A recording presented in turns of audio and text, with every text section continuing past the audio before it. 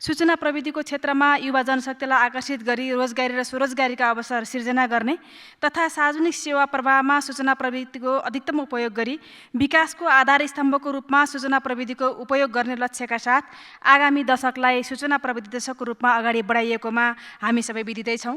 सूचना प्रविधि मार्फत आर्थिक सामाजिक रूपान्तरण एवं आर्थिक समृद्धि हासिल गर्ने सञ्चार तथा सूचना प्रविधि मन्त्रालयको दीर्घकालीन सोच रहेको छ। मन्त्रालयको आगामी आर्थिक वर्ष 2081-82 को नीति तथा कार्यक्रम र बजेट मूलतः आम सञ्चार, दूरसञ्चार, सूचना प्रविधि, हुलाक सेवा, चलचित्र मुद्रण गरी 6वटा क्षेत्रमा आधारित रहेको छ। आर्थिक वर्ष 81-82 मा यस मन्त्रालय र अन्तर्गतका निकाय समेतको लागि रु 7 अरब 35 करोड 29 लाख विनियोजन भएको छ, जुन कुल राष्ट्रिय विनियोजनको 0.395% मात्रै हो, जसमध्ये 77% चालुतर्फको अनिवार्य दायित्वको रकम हो भने बाँकी रकम पुँजीगत खर्चतर्फ विनियोजन भएको छ। यसका साथै मन्त्रालयको कार्यक्षेत्रसँग सम्बन्धित विषयमा नेपाल दूरसञ्चार प्राधिकरण, नेपाल दूरसञ्चार company limited, press council Nepal, Nepal television, radio Nepal, Gorkhapatra संस्थान, राष्ट्रिय समाचार समिति एवं चलचित्र विकास बोर्डले नेपाल सरकार र आफ्नै आन्तरिक स्रोत समेत परिचालन गर्दै आएका छन्। सुशासन र विद्युतीय शासन प्रवर्धन एवं सदाचारको परिपालनामा मन्त्रालय प्रतिबद्ध छ। नेपाल सरकारको नीति तथा कार्यक्रम र बजेट वक्तव्यमा समावेश भएका मन्त्रालय सम्बद्ध विषयहरूको कार्यान्वयन र तोकिएका सूचकहरूको लक्ष्य प्राप्तिको लागि मन्त्रालयले वार्षिक कार्यक्रमहरूको एकीकृत कार्ययोजना तयार गरी विक्रम सम्वत 81 श्रावणदेखि कार्यान्वयनमा ल्याउने तथा नियमित समीक्षा एवं अनुगमन मूल्याङ्कन गरिने बेहोरा मान्य सदस्यज्यूहरूलाई अवगत गराउँदछु। सम्मान्य सभामुख महोदय, मान्य सदस्यज्यूहरूले उठाउनुभएका विषयहरूलाई मैले क्षेत्रगत रूपमा सम्बोधन गर्ने प्रयत्न गरेको छु। यस अन्तर्गत आम सञ्चार क्षेत्र अन्तर्गत विचार तथा अभिव्यक्ति स्वतन्त्रता एवं पूर्ण प्रेस स्वतन्त्रताप्रति सरकार प्रतिबद्ध छ। आम सञ्चार क्षेत्रलाई स्वतन्त्र, मर्यादित, जिम्मेवार, जवाफदेही र उत्तरदायी र विश्वसनीय बनाउन आवश्यक नीतिगत तथा कानुनी सुधारका लागि विद्यमान ऐन कानुनमा समसामयिक संशोधन तथा नयाँ तर्जुमा गर्ने कार्य भइरहेको छ। आवश्यकता अनुसार थप नयाँ नीति, ऐन तर्जुमा एवं संशोधन लगायतका कार्यलाई निरन्तरता दिइनेछ। सञ्चार माध्यमलाई स्वतन्त्र, तटस्थ, निष्पक्ष र विश्वसनीय बनाउनको लागि प्रेस काउन्सिल नेपालको पुनर्संरचना गर्ने गरी मिडिया काउन्सिल विधेयक र सार्वजनिक सेवा प्रसारण विधेयक सम्मानित संसदमा छलफलको क्रममा रहेका छन्। राष्ट्रिय आम सञ्चार विधेयक तर्जुमाको अन्तिम चरणमा छ। विज्ञापन ऐन तथा नियमावली अनुसार विज्ञापनको नियमन गर्नुका साथै विज्ञापन सम्बन्धमा अनुगमनको काम अलि व्यवस्थित भएन भन्ने मान्यज्यूहरूको प्रश्न थियो। त्यसमा विज्ञापनको नियमन गर्नुका साथै जनस्वास्थ्य सेवा ऐन 2075 बमोजिम मदिरा, चुरोट, सुर्ती तथा सुतिजन्य पदार्थ लगायतका मानव स्वास्थ्यलाई प्रतिकूल असर गर्ने कुनै पनि वस्तुको विज्ञापन सामग्री उत्पादन, वितरण तथा प्रचार प्रसार नगर्न नगराउन विज्ञापन बोर्ड क्रियाशील छ। विज्ञापन बजारलाई नियमित र व्यवस्थित गरी व्यावसायिक र वातावरण प्रवर्धन गर्ने र आम उपभोक्ताको हकहितलाई सुनिश्चित गर्न प्रदेश, स्थानीय तह तथा सम्बद्ध पक्षसँग समन्वय गरिनेछ। लोक कल्याणकारी विज्ञापनको प्रकाशन प्रसारणलाई व्यवस्थित र पारदर्शी बनाउँदै लगिनेछ। लोक कल्याणकारी विज्ञापन पत्र पत्रिका वर्गीकरण तथा प्रसारण माध्यमको क्षमताको आधारमा विज्ञापन ऐन अनुसार समानुपातिक रूपमा वितरण गरिँदै आएको कुरा पनि म सम्मानित सदनमा जानकारी गराउन चाहन्छु। पत्रकार र पत्रकारिता क्षेत्रसँग सम्बद्ध संस्थाहरूको विकासमा सहयोग पुर्याउन सरकारले उपलब्ध गराउने अनुदान तथा आर्थिक सहायताको बाँडफाँड र खर्च प्रक्रिया पारदर्शी बनाउन पत्रकारितासँग सम्बन्धित सङ्घ संस्थालाई अनुदान तथा आर्थिक सहयोग वितरण सम्बन्धी कार्यविधि 2080 जारी गरी यसैको आधारमा मन्त्रालयबाट अनुदान वितरण र अनुगमन गर्ने गरिएको छ।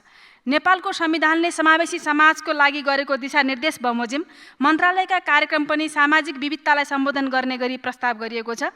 आगामी आर्थिक वर्षमा पत्रकार महिलाको क्षमता अभिवृद्धि र सूचना प्रविधिमा महिला सहभागिता सम्बन्धी कार्यक्रमलाई निरन्तरता दिइएको छ। आम सञ्चार माध्यममा सबै नागरिकको पहुँच स्थापित गर्न गोरखापत्रबाट 41, रेडियो नेपालबाट 22 र नेपाल टेलिभिजनबाट 14 भाषामा कार्यक्रम प्रकाशन तथा प्रसारण हुँदै आएका छन्। आगामी आर्थिक वर्षमा थप भाषाहरूमा समेत समाचार सामग्री प्रकाशन र प्रसारण गरिनेछ। सार्वजनिक प्रसारण संस्थाबाट प्रकाशन प्रसारण हुने समग्र कन्टेन्टको गुणस्तर वृद्धि गरी दर्शक तथा श्रोता मैत्री बनाउँदै लगिनेछ। समाज रूपान्तरणको इतिहास बोकेका पुराना सामग्रीहरू भावी पुस्ताको लागि समेत सुरक्षित गर्न गोरखापत्र दैनिकको 68 वर्ष, द राइजिङ नेपालको 38 वर्ष, मधुपर्कको 47 वर्षका सामग्रीहरू डिजिटल आर्काइभ गरी सुरक्षित गरिएको छ। रेडियो नेपालका 52,521 अडियो कन्टेन्टको अर्काइभिङ गरिसकिएको छ। पुराना श्रव्य दृश्य सामग्रीको डिजिटल अर्काइभिङ गर्ने कार्यलाई आगामी वर्षमा समेत निरन्तरता दिइनेछ। मान्य सदस्यज्यूहरूले रेडियो नेपालका सिर्जना अनाधिकृत रूपमा प्रयोग भएको विषय उठान गर्नुभएको सन्दर्भमा यस्ता सिर्जनाको अनाधिकृत रूपमा प्रयोग नगराउन सार्वजनिक अनुरोध गरिएको छ। बौद्धिक सम्पत्तिको संरक्षण गरी स्रष्टाको सिर्जनाको संरक्षण गर्ने कार्यमा रेडियो नेपाल क्रियाशील छ। प्राकृतिक विपदबाट हुन सक्ने क्षतिको न्यूनीकरणको लागि रेडियो नेपाल मार्फत विपद पूर्व सूचना प्रणाली र दूरसञ्चार सेवा प्रदायक मार्फत एसएमएसद्वारा विपद पूर्व सूचना दिने व्यवस्था मिलाइएको छ। निजी तथा सामुदायिक क्षेत्रका रेडियो, टेलिभिजन र इन्टरनेट सेवा प्रदायकलाई पनि यस प्रकारको पूर्व सूचना दिने व्यवस्था मिलाउन आग्रह गरिएको छ। विभिन्न सञ्चार माध्यमहरूलाई तथ्यमा आधारित र आधिकारिक सूचना सामग्री उपलब्ध गराई पत्रकारिता क्षेत्रको विश्वसनीयता वृद्धि गर्न राष्ट्रिय समाचार समितिबाट हाल 18 घण्टा समाचार सेवा प्रवाह भइरहेकोमा आगामी आर्थिक वर्षदेखि 24 घण्टा सेवा प्रवाह गरिनेछ। यसबाट सञ्चार माध्यम र आम नागरिकमा समयमै तथ्यपूर्वक समाचार सम्प्रेषण हुनेछ। राष्ट्रिय समाचार समितिबाट भिडियो समाचार सेवाका अतिरिक्त आउँदो आर्थिक वर्षदेखि 3वटा भाषा अवधि, मैथिली र नेवारीमा समाचार सेवा सञ्चालन गरिनेछ। गोरखापत्र, रेडियो नेपाल र नेपाल टेलिभिजनबाट तथ्यमा आधारित समाचार प्रकाशन, प्रसारण एवं गुणस्तर अभिवृद्धिका कार्यक्रमहरू सञ्चालन गरिनेछ। पत्रकारहरूको न्यूनतम पारिश्रमिकका विषयमा पनि यहाँ कुरा उठेको थियो र न्यूनतम पारिश्रमिक सम्बन्धमा न्यूनतम पारिश्रमिक निर्धारण समिति नेपाल, पत्रकार महासङ्घ, सूचना तथा प्रसारण विभाग र प्रेस काउन्सिल नेपालबाट अनुगमन हुने गरेको छ। न्यूनतम पारिश्रमिकको व्यवस्थालाई प्रभावकारी रूपमा कार्यान्वयन गर्न सूचना तथा प्रसारण विभागबाट उपलब्ध हुने सेवा सुविधा प्राप्त गर्दा सम्बन्धित सञ्चार प्रतिष्ठानले पत्रकारलाई भुक्तानी गरेको मासिक पारिश्रमिकको पे-रोल समेत बुझाउनु पर्ने व्यवस्था रहेको छ। सामाजिक सञ्जालको प्रयोगलाई व्यवस्थित गर्दै लगिनेछ। सामाजिक सञ्जालको प्रयोगलाई व्यवस्थित गर्न निर्देशिका जारी भएको छ। थप व्यवस्थित गर्न विधेयक तर्जुमाको अन्तिम चरणमा छ।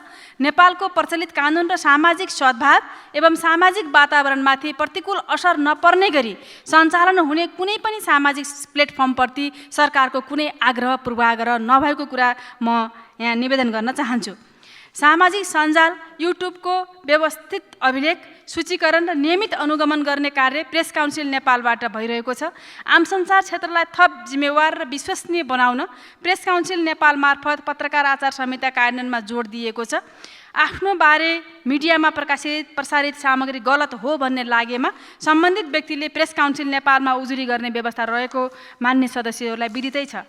नागरिकले सार्वजनिक सरकारको सूचना माग्ने र पाउने सूचनाको हकको सुनिश्चितताको लागि सरकार प्रतिबद्ध छ। सूचनाको हक कार्यान्वयन गरी सार्वजनिक निकायहरूलाई जिम्मेवार, जवाफदेही र पारदर्शी बनाउन राष्ट्रिय सूचना आयोग क्रियाशील रहेको कुरा निवेदन गर्न चाहन्छु र अब म दूरसञ्चार क्षेत्रमा उठेका केही जिज्ञासाहरूलाई सम्बोधन गर्ने प्रयत्न गर्नेछु। मान्य सदस्यज्यूहरूले मोबाइल सेवा र इन्टरनेटको गुणस्तरको सम्बन्धमा व्यवस्थित ढङ्गले विषयहरू उठान गर्नुभएको छ र यस विषयमा आम नागरिकमा गुणस्तरीय र सुलभ सेवा पुर्याउनको लागि कार्य भइरहेको छ। हाल 2वटा मोबाइल सेवा प्रदायक र 115वटा इन्टरनेट सेवा प्रदायकले अनुमति लिई सेवा दिइरहेका छन्। बजार प्रतिस्पर्धा र उपभोक्ताको छनौटको आधारमा उपभोक्ताले सेवा लिने गरेका छन्। दूरसञ्चार सेवाको नियमन नेपाल दूरसञ्चार प्राधिकरणले गरिरहेकै छ। देशभर गुणस्तरीय दूरसञ्चार सेवा पुर्याउन आवश्यकता अनुसार BTS, eNodeB, mobile tower, fibre to the home FTTH को विस्तार लगायतका पूर्वाधारहरू थप गर्ने कार्य अगाडि बढाइएको छ। उच्च गतिको इन्टरनेट सेवा विस्तारको लागि विगत 1 वर्षको अवधिमा 9 जिल्ला थप गरी हालसम्म 76 जिल्लामा विस्तार भएको एफटीटीएच सेवा आगामी आर्थिक वर्षमा सबै जिल्ला सदरमुकामसम्म पुर्याउने र सबै नगरपालिका तथा गाउँपालिकासम्म विस्तार गर्दै लगिनेछ। सेवा नपुगेका, सिग्नल कम देखिएका तथा माग भएका स्थानहरूमा सेवा विस्तार तथा गुणस्तर सुधार गरिनेछ। नेपाल दूरसञ्चार प्राधिकरण अन्तर्गतको ग्रामीण दूरसञ्चार कोष, विकास कोष आरटीडीएफ र नेपाल टेलिकमका वार्षिक कार्यक्रम मार्फत दूरसञ्चारको पूर्वाधार विकास र सेवाको गुणस्तर वृद्धि गरिनेछ। मध्य पहाडी लोकमार्ग र अन्य लोकमार्गहरूमा अप्टिकल फाइबर बिछाई सेवाको गुणस्तर वृद्धि गरिनेछ। गण्डकी र लुम्बिनी प्रदेशमा ब्रोडब्यान्ड इन्टरनेट सेवा विस्तार कार्यको सम्बन्धमा दूरसञ्चार सेवा प्रदायकद्वारा अदालतमा दायर गरिएको मुद्दा खारेज भएको हुँदा ती प्रदेशमा रोकेको कार्य शीघ्र अगाडि बढाइनेछ। दूरसञ्चार सेवाको गुणस्तर र पहुँच विस्तारको लागि भूकम्प प्रभावित 2 जिल्ला र प्रत्येक प्रदेशका कम्तीमा 2 जिल्ला रहने गरी 19वटा जिल्लालाई नमुना जिल्ला घोषणा गरी गुणस्तरीय दूरसञ्चार सेवा विस्तार गर्ने कार्य भइरहेको छ। सूचना सञ्चारको पहुँच वृद्धि गर्ने उद्देश्यले सुरु गरिएको ब्रोडब्यान्ड इन्टरनेट सेवा सबै स्थानीय तहका सबै वडामा पुर्याइनेछ, वडाको केन्द्रमा पुर्याइनेछ। नेपाल दूरसञ्चार प्राधिकरण मार्फत आगामी आर्थिक वर्षमा सामुदायिक विद्यालय र स्वास्थ्य केन्द्रमा ब्रोडब्यान्ड इन्टरनेट विस्तार गरिनेछ। विद्यालयमा अनलाइन मार्फत शिक्षण सिकाइ हुन सक्ने गरी दूरसञ्चार पूर्वाधारको विस्तार गरिनेछ। नवीनतम प्रविधिको उच्चतम प्रयोग गर्दै देशभर गुणस्तरीय दूरसञ्चार सेवा प्रदान गर्न सेवा प्रदायकहरूलाई प्रोत्साहन गरिएको छ। सेवा प्रदायक कम्पनीलाई व्यावसायिक वातावरणको सिर्जना गर्न र स्वच्छ व्यवसाय मार्फत सरकारलाई प्राप्त हुने कर, राजस्व, रोयल्टी, दस्तुर समयमै सरकारलाई प्राप्त हुनुपर्ने विषयमा मन्त्रालय स्पष्ट छ। सोको लागि रेभिन्यू एस्युरेन्स सिस्टम RAS लागू गराउनका साथै सेवा प्रदायकको नियमन र सुशासन प्रवर्धनमा मन्त्रालय क्रियाशील रहेको बेहोरा अनुरोध गर्दछु। मोबाइल सेवा प्रदायक एनसेलको सेयर खरिद बिक्रीको विषयमा पनि प्रश्न उठेको थियो। यस सम्बन्धमा नेपाल सरकारबाट जाँचबुझ गर्न गठित उच्चस्तरीय समितिको सुझावका आधारमा मन्त्रालयलाई प्राप्त मन्त्री परिषदको निर्णयको निर्देशन नेपाल दूरसञ्चार प्राधिकरण मार्फत कार्यान्वयन भइरहेको विषय सम्मान्य सभामुख मार्फत मान्यज्यूहरूलाई अवगत गराउन चाहन्छु। 2081 साउन 1 गतेदेखि लागू हुने गरी रेडियो फ्रिक्वेन्सीको सम्बन्धमा मोबाइल सेवाका पूर्ण रूपमा प्रविधि तटस्थ नीति अवलम्बन गरिएको छ। दूरसञ्चार सेवाको रेडियो फ्रिक्वेन्सी बाँडफाँड तथा मूल्य सम्बन्धी नीति 2080 मा गरिएको यस व्यवस्थाले मोबाइल सेवा प्रदायकहरूबाट नेपाल सरकारलाई वार्षिक रूपमा प्राप्त भइरहेको रेडियो फ्रिक्वेन्सी बापतको शुल्कमा वृद्धि भई हरेक वर्ष थप रु 40 करोड प्राप्त हुन सक्नेछ। मन्त्रालयले सुशासन कायम गर्न गरेका प्रयासबाट राज्य कोषमा अरबौं राजस्व प्राप्त हुने सुनिश्चितता भएको छ। केही इन्टरनेट सेवा प्रदायकहरूले तिर्नुपर्ने राजस्वको सन्दर्भमा दायर गरेको मुद्दा सम्मानित सर्वोच्च अदालतबाट खारेज भएको हुँदा लामो समयदेखिको राजस्व सम्बन्धी विवाद समाधान भएको छ। मन्त्रालयको कार्यक्षेत्रमा स्वच्छ व्यावसायिक वातावरण सिर्जना गरी यस क्षेत्रमा सुशासन कायम गर्न मन्त्रालय प्रतिबद्ध छ। यसबाट राजस्व सङ्कलनमा विगत वर्षभन्दा उत्साहजनक वृद्धि भएको छ। आगामी आर्थिक वर्षमा सबै स्थानीय तहमा 4G सेवा विस्तार गरिनेछ। दूरसञ्चार सेवाको गुणस्तर वृद्धिको लागि उपलब्ध साधन स्रोतको प्रभावकारी परिचालन गरिने बेहोरा मान्य सभामुख मार्फत अनुरोध गर्न चाहन्छु। 5G तथा फिक्स्ड वायरलेस एक्सेस जस्तो नवीनतम प्रविधिहरूको लागि आवश्यक पर्ने फ्रिक्वेन्सी ब्यान्ड तथा ब्यान्डविड्थ समेत निर्धारण गरी रेडियो फ्रिक्वेन्सीलाई प्रतिस्पर्धाको आधारमा वितरण गर्ने व्यवस्था गरिएको छ। 5G को प्राविधिक परीक्षण सम्पन्न भई व्यावसायिक सञ्चालनको लागि अध्ययन भइरहेको कुरा पनि निवेदन गर्न चाहन्छु। दूरसञ्चार सम्बद्ध कानुनहरू, दूरसञ्चार ऐन, नियमावली, सूचना प्रविधि नीति आदिलाई समसामयिक एवं लगानी मैत्री बनाई सूचना प्रविधि दशकको लागि पूर्वाधार तयार गरिनेछ। अब म सूचना प्रविधितर्फ थोरै प्रवेश गर्न चाहन्छु। नेपाललाई सूचना प्रविधिको हबको रूपमा विकास गर्ने र आगामी दशकलाई सूचना प्रविधि दशकको रूपमा अगाडि बढाउन आगामी आर्थिक वर्षलाई प्रारम्भ वर्षको रूपमा लिई तदनुरूपको तयारीको थालनी गरिनेछ। 16औं योजनाले पनि सूचना प्रविधिको क्षेत्रलाई रूपान्तरणकारी क्षेत्रको रूपमा उच्च महत्त्व दिएकोले सरकारले निजी क्षेत्रसँग साझेदारी गरी यस क्षेत्रमा रोजगारी सिर्जना गर्दै सेवा निर्यात गर्ने वातावरण निर्माण गर्नेछ। सूचना प्रविधि दशकलाई राष्ट्रिय प्राथमिकता र अभियानका साथ अगाडि बढाउन तीनै तहका सरकार, निजी क्षेत्र र सम्बद्ध व्यवसायी समेतको बृहत सहभागितामा 10 वर्षे मार्गसूत्र तयार गरी कार्यान्वयन गरिनेछ। मलाई विश्वास छ यस अभियानमा सबै निकाय, संस्था र क्षेत्रबाट अपनत्वका साथ पूर्ण सहयोग प्राप्त हुनेछ। सूचना प्रविधि क्षेत्रबाट अरबौं रुपियाँको निर्यात गर्न सकिने तथ्य विभिन्न अध्ययनले देखाएका छन्। निजी क्षेत्रसँगको छलफल समेतका आधारमा आगामी 10 वर्षमा 30 खर्बको निर्यात र 10 लाखको रोजगारी सिर्जना हुनेमा विश्वस्त छौँ। सरकारले अगाडि बढाएको सूचना प्रविधि दशक अभियानबाट निजी क्षेत्र अत्यन्तै उत्साहित भएको छ। सरकारले उपयुक्त व्यावसायिक वातावरण सिर्जना गरी निजी क्षेत्र एवं विश्वविद्यालय लगायतका प्राज्ञिक क्षेत्रहरूसँगको सहकार्यमा सूचना प्रविधि सम्बन्धी सेवाको उत्पादन र निर्यातको प्राथमिकताका साथ सञ्चालन गर्नेछ। नीति तथा कार्यक्रम र विनियोजित बजेट बीचको तादात्म्यता नहुँदा नीतिमा लिएका लक्ष्य प्राप्ति हुन सक्दैनन् कि भन्ने मान्यज्यूहरूबाट धारणा व्यक्त भएको छ। यस सम्बन्धमा नीति तथा कार्यक्रमले लिएका लक्ष्य प्राप्तिको लागि मन्त्रालयले विनियोजित बजेटको दक्षतापूर्ण उपयोग गर्नेछ। मातहतका संस्थाहरूमा रहेको आन्तरिक स्रोतको परिचालन, निजी एवं व्यावसायिक क्षेत्रमा साझेदारी मार्फत कार्यक्रम कार्यान्वयन गरी अधिकतम लक्ष्य हासिलको प्रयत्न गरिनेछ। सुशासन, विकास र समृद्धिका लागि डिजिटल नेपालको दूरदृष्टिसहित 76 सालबाट सुरु भएको डिजिटल नेपाल फ्रेमवर्कको विषयमा प्रश्न उठेका छन्। कार्यान्वयनको सिलसिलामा 8 क्षेत्रहरू डिजिटल फाउन्डेसन, कृषि, शिक्षा, स्वास्थ्य, ऊर्जा, पर्यटन, वित्त र शहरी पूर्वाधार तथा उक्त क्षेत्र अन्तर्गतका 80वटा पहलहरू मार्फत कार्य भइरहेको छ। यस मन्त्रालयको कार्यक्षेत्रभित्र परेको डिजिटल फाउन्डेसन तयार गर्न डिजिटल नेपाल एक्सिलरेसन प्रोजेक्ट समेत सञ्चालनमा रहेको छ। यो नेपाल सरकारको साझा फ्रेमवर्क भएकोले सबै निकायबाट सूचना प्रविधिका क्षेत्रमा भएका पहल र प्रयासलाई यसैमा समावेश गरी कार्यान्वयन गर्नुपर्नेमा फरक निकायबाट कार्यक्रम सञ्चालन गर्दा समन्वयमा कठिनाइ उत्पन्न हुन गएको कुरा साँचो कुरा हो। आगामी वर्ष अन्तर्निकाय समन्वय गरी फ्रेमवर्कको परिमार्जनसहित कार्यान्वयन गरिनेछ। सार्वजनिक सेवा प्रवाहलाई छिटो, सरल र सहज र पारदर्शी बनाई प्रभावकारी सेवा प्रवाहको लागि एकीकृत कार्यालय व्यवस्थापन प्रणालीमा सबै सङ्घीय मन्त्रालय र लुम्बिनी प्रदेशका सबै मन्त्रालयहरू आबद्ध भएका छन्। आगामी आर्थिक वर्षमा यस प्रणालीको विस्तार गरी सबै प्रदेश र स्थानीय तहहरू समेत आबद्ध गर्दै लगिनेछ। महत्त्वपूर्ण संवेदनशील पूर्वाधार निर्माणका लागि नेपाल सरकारले सरकारी जग्गाको उच्चतम उपयोग गर्दै, यस विषयमा केही प्रश्नहरू पनि उठेको छ, उपयोग गर्दै ललितपुरको खुमलटार स्थित नेपाल सरकारको स्वामित्वमा रहेको र रेडियो नेपालले उपयोग गरिरहेको जग्गा प्रचलित कानुन अनुसार संरक्षण र सदुपयोग गर्दै इन्टरनेट एक्सचेन्ज सेन्टर, सूचना प्रविधि ज्ञान पार्क, नेपाल दूरसञ्चार प्राधिकरणको प्रशासनिक भवन र अनुसन्धान केन्द्र निर्माण गरी सेवा प्रवाहलाई व्यवस्थित गर्न खोजिएको हो। इन्टरनेट एक्सचेन्ज सेन्टर स्थापना गरी एकमुष्ट रूपमा ब्यान्डविड्थ आयात गर्दा सस्तो दरमा इन्टरनेट सेवा उपलब्ध हुने र ज्ञान पार्क निर्माण गरी सूचना प्रविधि हबको आधार तयार भई थप रोजगारी सिर्जना हुनेछ।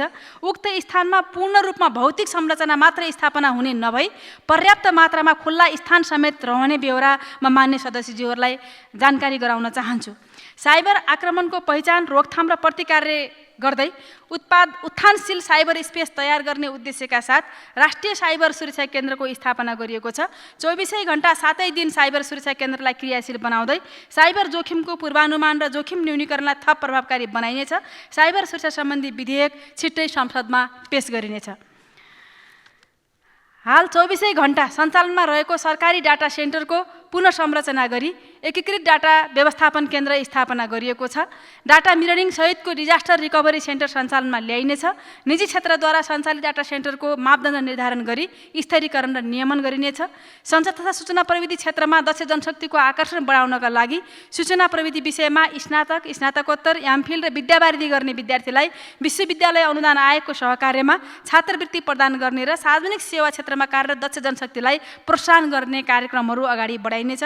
सूचना प्रविधि क्षेत्रमा विकसित नवीनतम प्रविधिको उपयोग गर्न आगामी आर्थिक वर्षमा कृत्रिम बौद्धिकता नीति एआई पोलिसीको अवधारणा तयारीको कार्य भइरहेको छ। साथै नीति तर्जुमाको कार्यलाई तीव्रता दिन आवश्यक स्रोतको व्यवस्था गरिएको छ। एआईको प्रयोग, प्रवर्धन र नियमनको लागि इकोसिस्टम निर्माण गरिनेछ। तीव्र गतिमा रूपान्तरण हुने प्रविधि क्षेत्रलाई व्यवस्थित गर्ने कानुनलाई समय सापेक्ष बनाउँदै लैजाने विषय मन्त्रालयको प्राथमिकतामा रहेको छ। आगामी आर्थिक वर्षमा 7 प्रदेशमा डिजिटल साक्षरता कार्यक्रम सञ्चालन गरी सूचना प्रविधिको सुरक्षित प्रयोगको आधार तयार गरिनेछ। सूचना प्रविधिको क्षेत्रमा विद्यमान डिजिटल डिभाइडलाई न्यूनीकरण गर्न विपन्न वर्गसम्म पहुँच वृद्धि गरी यस क्षेत्रलाई सामाजिक आर्थिक रूपान्तरणको क्षेत्रको रूपमा विकास गरिनेछ। यसका लागि नीतिगत, कानुनी, संरचनागत सुधार आवश्यक छ। सूचना प्रविधिलाई दैनिक जीवनको आधारको रूपमा विकास गरी सुरक्षित र व्यवस्थित प्रयोग गर्न यस क्षेत्रमा थुप्रै कामहरू गर्नुपर्नेछ। मन्त्रालय यस क्षेत्रमा क्रियाशील रहेको छ र मान्यज्यूहरूको समेत यस कार्यमा सहयोगको अपेक्षा गरेको छु। हुलाक सेवा अन्तर्गत केही मान्य सदस्यज्यूहरूले हुलाकको पुनर्संरचना र यसको औचित्यको सम्बन्धमा जिज्ञासा राख्नुभएको छ। सञ्चार तथा सूचना प्रविधिमा भएको तीव्र विकाससँगै हुलाक सेवाले गर्ने परम्परागत कामहरूमा कटौती आएको छ। सूचना प्रविधि र यातायातको विकास नभएको अवस्थामा जनतालाई हुलाक सेवाको पहुँच पुर्याउनका लागि स्थापित हुलाक संरचना नेपाल सरकारका आधारभूत तहसम्मका सेवा प्रवाहका बिन्दुहरूका रूपमा रहेका छन्। नेपाल विश्व हुलाक सङ्गठन र एसिया प्रशान्त हुलाक सङ्गठनको सदस्य रहेकाले पनि नेपालले अन्तर्राष्ट्रिय प्रतिबद्धता पूरा गर्न समेत हुलाक संरचनाहरूको निरन्तरता आवश्यक छ। हुलाकको संरचनालाई सङ्घीय संरचनासँग तादात्म्यता मिलाउन अतिरिक्त हुलाकका संरचना खारेज गरी एक स्थानीय तह, एक हुलाक संरचना मार्फत सेवा प्रवाह गर्ने कार्यका लागि नीतिगत निर्णय भइसकेको छ। आगामी आर्थिक वर्षदेखि कार्यान्वयनमा लगिनेछ। सरकारी एवं कानुनी महत्त्वका निर्णय, आदेश, दस्तावेज सम्बन्धित व्यक्ति संस्था समक्ष पुर्याउने काम समेत हुलाक सेवाबाट हुँदै आएको छ। नेपालभित्र हवाई सेवा पुगेका जिल्लामा द्रुत डाक सेवा, एक्सप्रेस मेल सर्भिस, विस्तार भएको छ भने विभिन्न 39 देशसँग वैदेशिक दूत डाक सेवा सञ्चालनमा छ। हुलाक सेवाको पुनर्संरचना मार्फत नयाँ व्यावसायिक ढाँचामा लैजाने तयारी गरिएको छ। हुलाक सेवालाई आधुनिक र प्रविधि मैत्री बनाउने सन्दर्भमा हुलाक सेवा विभाग र अनलाइन सपिङ साइट दराजसँग फिर्ता हुने सामानको ढुवानी सम्बन्धी सम्झौता भएको छ। नेपाल व्यापार एकीकृत रणनीति 2080ले समेत हुलाकलाई ई-कमर्सको लागि विकास गर्ने उद्देश्य लिएको तथा प्रस्तुत बजेट वक्तव्यमा पनि हुलाक सेवालाई पुनर्संरचना गरी विद्युतीय व्यापारको हबको रूपमा विकास गर्ने लक्ष्य लिएकोले यसै अनुरूप हुलाक सेवाको पुनर्संरचना एवं पूर्वाधार विकास गर्दै लगिने कुरा अनुरोध गर्दछु। चलचित्रसँग सम्बन्धित विषय पनि केही उठेका छन् प्रश्नहरू। समाज रूपान्तरणका लागि सङ्घर्ष गर्ने व्यक्ति तथा घटनासँग सम्बन्धित ऐतिहासिक चलचित्र, वृत्तचित्र तथा स्वदेशी चलचित्र निर्माणलाई प्रोत्साहन र प्रवर्धन गर्न बजेट व्यवस्था गरिएको छ। स्टोरी ब्याङ्क सम्बन्धी कार्यविधि 2081 को व्यवस्था बमोजिम मौलिक चलचित्र निर्माणमा प्रोत्साहन गरिँदै आइएको छ। नेपाली चलचित्रकर्मीलाई अन्तर्राष्ट्रिय चलचित्र बजारका नवीनतम प्रविधि र असल अभ्यास अनुसरण तथा स्वदेशी चलचित्रको अन्तर्राष्ट्रिय स्तरमा गैर व्यावसायिक प्रदर्शनहरू, चलचित्र महोत्सव, अवार्ड कार्यशाला, स्क्रिप्ट विकास कार्यशालाको लागि Cannes, Berlin, Venice, Busan, SAARC लगायतका प्रमुख अन्तर्राष्ट्रिय चलचित्र महोत्सवमा सहभागिताका लागि प्रोत्साहन गरिएको छ।